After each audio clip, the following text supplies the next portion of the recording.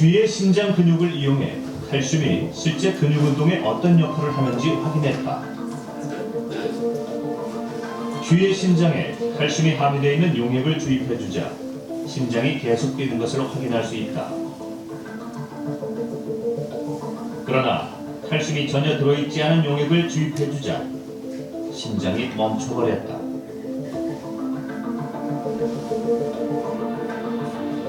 전자현미경을 통해 심근육 세포를 확대해보면 그 움직임이 더 명확해진다.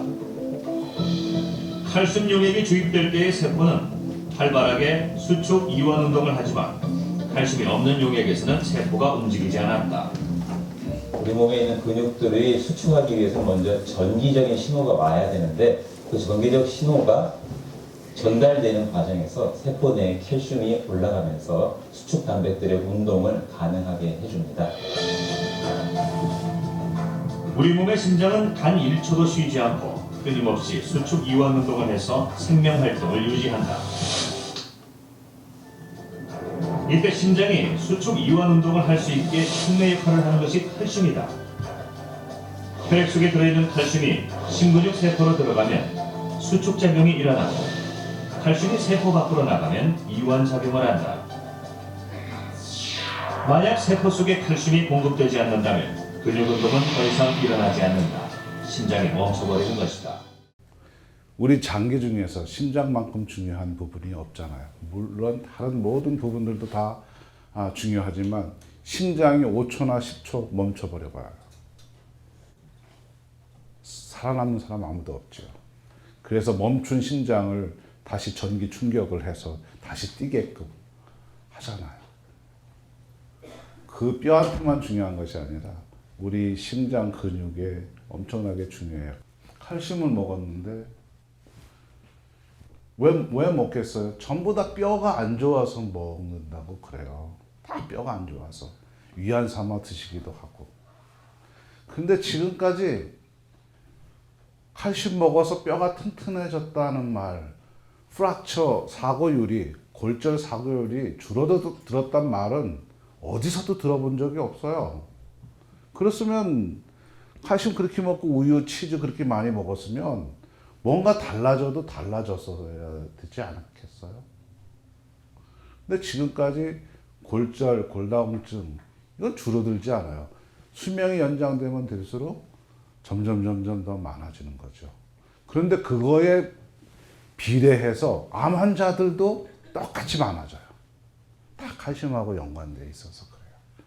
심장뿐만 아니라 눈꺼풀을 이렇게 움직이는 것도 저 혀를 이렇게 움직이게 하는 것도 다 칼슘을 지금 소모하고 있다는 거예요.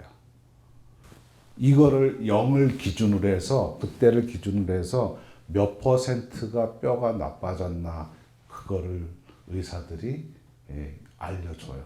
그러니까 몇 퍼센트라고 그래요. 그거를 갖다가 병원에서는 T-스코어라고 그래요. T-스코어. 그거를 이제 아마 아시는 분도 계실 거예요. 마이너스 3 정도는 되는 T-스코어다. 그러면 40대의 뼈보다 30% 정도 본 로스가 생겼다고 보시는 거죠. 구멍이 이렇게 숭숭숭숭 뚫리게 된 거죠. 그러면 병원에서 이제 골다공증이라고 처방을 해요. 그러면 지금까지 나와 있는 골다공증 치료제가 수십 가지가 돼요.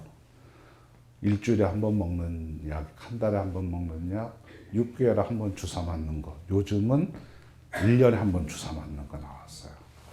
여러 가지 물질이지만 거의 90%가 뼈를 코팅하는 약제예요. 약물이에요. 물론 다른 호르몬제도 있지만 대부분 그 약물을 쓰는데 영어로 비스포스포네이트라고 그래요. 이 약물을 써요. 요거를 조금 이렇게 바꾸고 한 것들이 더 비슷비슷한 것들이 많은데 대부분 뼈를 코팅하는 거죠. 이를테면 뼈에는 두 가지의 세포가 있어요. 뼈를 만드는 조골세포하고 뼈를 파괴하는 파골세포가 있어요. 아침, 점심 굶으면요. 어떻게 해요? 파골세포가 일을 해야 돼요. 그러면 부갑상선 호르몬이 릴리즈가 돼요. 왜냐하면 혈액 내의 칼슘 농도를 맞추기 위해서. 그런 뼈에서 칼슘을 파괴를 해서 얼른 혈액 안으로 넣게 해요. 그런데 그 골다공증 치료제는 파골세포를 꼼짝 못하게 만드는 역할을 하게 만들어요. 그 약물이 좀 뭐 포사맥스라든가 에티놀이라든가 그런 약제들이에요. 병원에서 처방하는 거죠. 그 약을 드시면 일단 잘 뼈에서 칼슘이 빠져나오지 않으니까 뼈가 이렇게 더 이상 나빠지지는 않죠. 그 대신 뼈가 딱딱해져요. 뼈가 딱딱해지면 이렇게 부딪혔을 때는 안 부러지지만 요거보다 조금 더 세게 부딪히면 부러지는 게 아니라 부서져요. 딱딱하니까. 그때는 거의 손 쓸 수가 없어요. 그래도 프랙처 레이스를 내리기 위해서 병원에서 그 약을 처방을 해요. 지금도 우유 드시는 분들 계시잖아요. 우유는 누가 먹어요? 소가? 송아지가 먹어요. 베이비가 먹어요. 베이비가.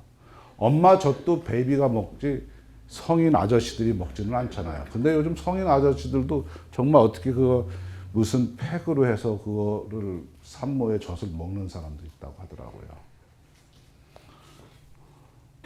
그 하버드 대학 그 예일대 그 리서치 센터에서 그 리서치 한 거 보면 우유 먹는 사람은 암이 생겼을 때 암이 미친 듯이 성장한다고 그래요. 암이. 왜냐하면 어린 아이들은 그 우유 안에는 그 성장 호르몬이라는 게 있어요. IGF라고 그러는데 성장 호르몬이라고 그래요. 그로스 팩터. 이게 성장을 잘 시키게끔 만드는 역할을 하는데 성인인 경우에는 절대 필요치가 않아요. 만약에 암세포가 있으면 이 성장 호르몬 때문에 오히려 암이 더 미친 듯이 날뛰어요. 그래서 1gallon 정도 먹는 사람들 제가 밴쿠버에서도 봤는데 유방암으로 몇 달 견뎌내지를 못해요. 그래서 이미 의사들한테 우유는 먹지 말라고 암 환자들한테 이미 발표가 10여 년 전에도 났는데도 그런 노티스를 하는 의사들이 별로 없어요. 그래서 우유는 가급적 드시지 않는 것이 정말 그 낙농업자들이 들으면 정말 화날 일이긴 하지만 어른들한테는 정말 별로 소용이 없다는 거죠. 그러니까 뼈가 중요한 게 정말 뼈는 우리 몸을 지탱해 주는 역할을 하는 거지만 더 정작 중요한 거는 우리 세포 내의 칼슘인 거죠. 근데 지금까지 어느 칼슘 서플리멘트도 우유도 이 일을 하지를 못했어요. 황소 10마리의 뼈를 삶아서 사골국을 끓여서 한번 드셔보세요. 뼈 밀도가 1%라도 올라가는지. 시금치를 10가마씩 매일같이 먹는다 한들 뼈 밀도가 1%나 올라가는지. 멸치를 거제도 멸치 많이 나잖아요. 멸치를 진짜 하루에 한 가지씩 먹는다 한들 뼈 밀도가 올라가는지. 멸치 뼈 좋다고, 멸치가 뼈 좋다고. 멸치에는 뼈가 있죠. 다 씹어 먹으니까.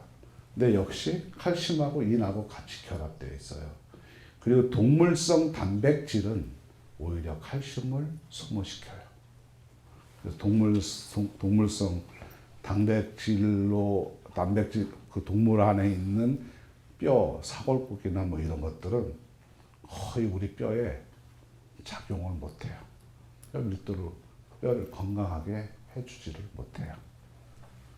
만약에 그런 게 있었다면 정말 사골국을 매일같이 끓여 먹고 골다공증 환자가 뼈가 좋아져야 되잖아요. 골다공증 치료제를 개발하는 진짜 유수의 파이자가 됐든 뭐 글락소가 됐든 유수한 회사들이 골밀도를 2% 올리면 무슨 말을 쓰는지 아세요? 골밀도를 지금보다 2%를 더 올리면 significantly라고 그래요. significantly increased mineral bond density라고 그런 표현을 쓸 정도예요. significantly는 어떤 때 써요? 획기적이라는 말, 아주 탁월하게 올렸다라는 말을 그런 결과를 얻었을 때 쓸 수 있는 말이에요. significantly라는 말은. 그럼 최소한 뭐 40%, 50%막 이렇게 올렸어야 와 정말 대단하다 이렇게 하는데 2% 올리고 그 말을 써요. 그만큼 뼈 밀도를 올릴 수가 없다는 걸 반증하는 말이기도 하죠. 지금까지 그래 왔어요. 한국에 그 홀트 아동복지라고 있어요. 아마 들어보셨을 거예요. 홀트 그분이 그 오레곤 포틀랜드 출신이에요. 50년도에 6.25 전쟁이 일어나고서 한국에 고아가 많이 발생했잖아요. 그 고아를 입양하기 시작했어요. 포틀랜드로. 그 입양한 고아만 8명인가 이렇게 된 걸로 알고 있거든요. 그러다가 한국에 가서 직접 그 전쟁 고아들을 케어하겠다고. 그래서 52년도인가 홀트 아동복지재단을 한국에 설립을 했어요. 지금까지 몇만 명이 해외로 나갔는지 몰라요. 그의 딸이 21살 때 오레곤대에 나와서 가루학과 나와서 시집도 안 가고 한국의 아버지 대를 이어서 지금까지 헌신하고 계세요. 그게 말리 홀트 여사님인데 그분이 다발성 골수암에 걸리셨어요. 그 다발성 골수암에 걸리시고서 항암 치료 막 하시고 레디에이션 하시고 끝내는 안 돼서 오레곤에 있는 가족 친지들 다 불러서 이제 마지막으로 인사 나누는 그런 시간도 보내곤 했어요.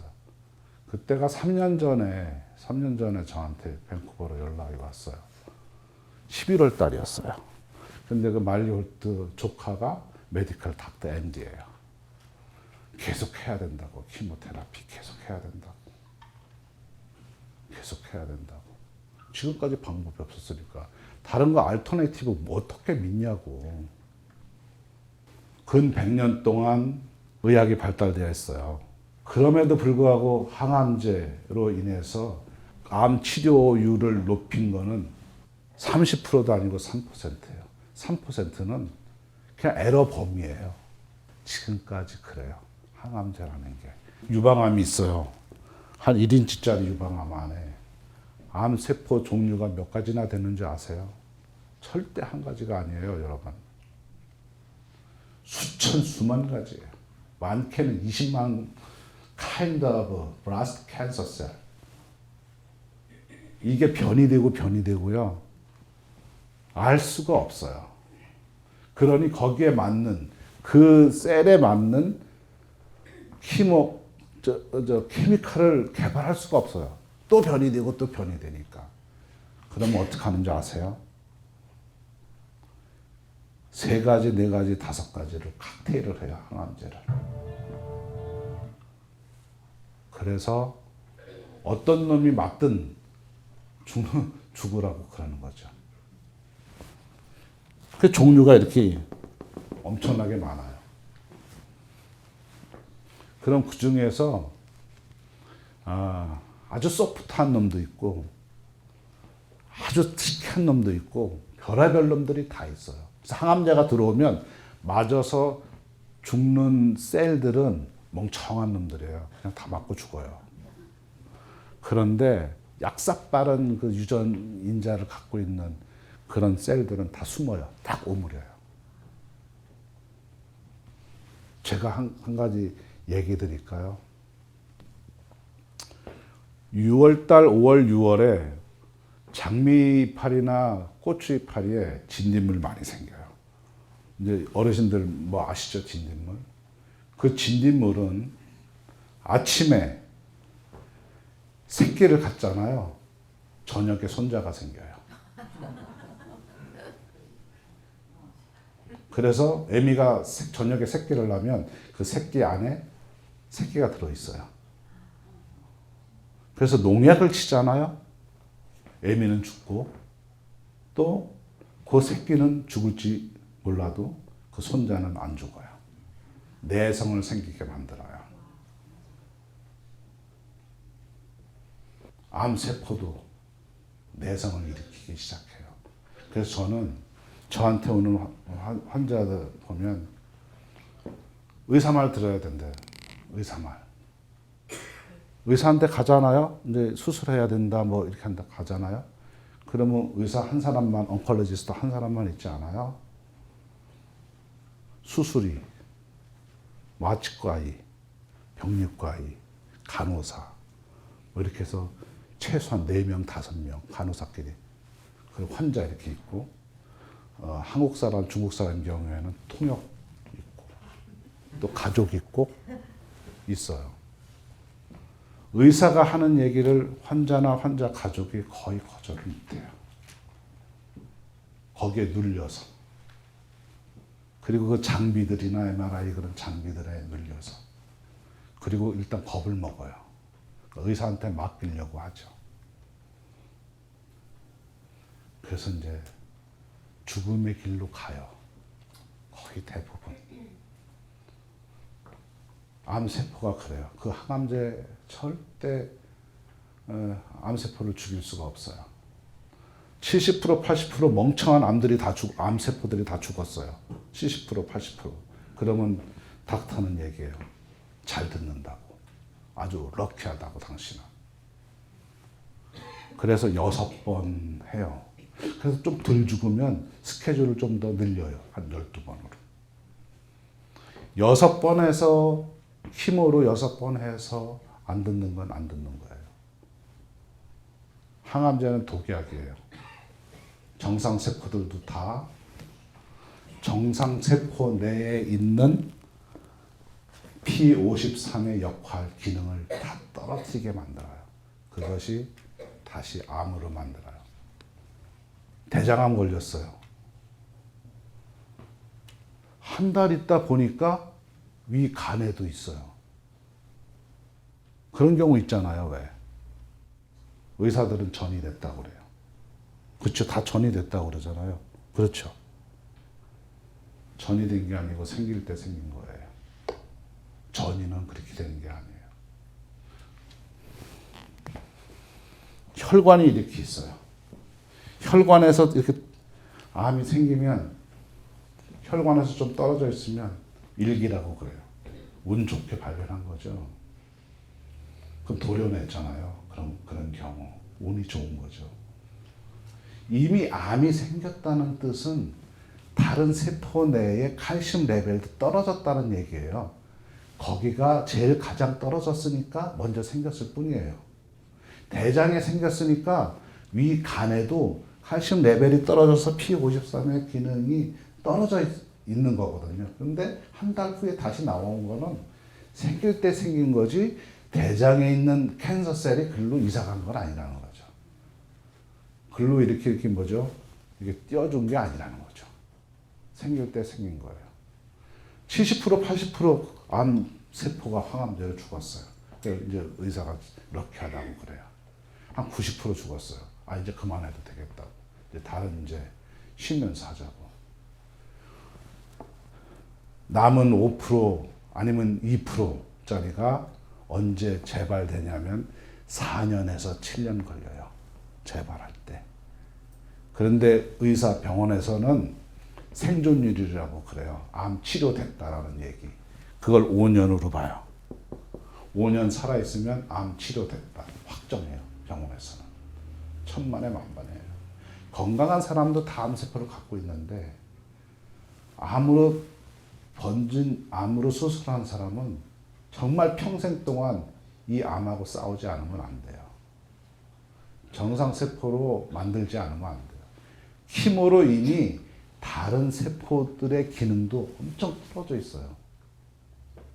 그래서 마리올트 그 여사 그분이 밴쿠버로 누굴 통해서 연락이 왔어요.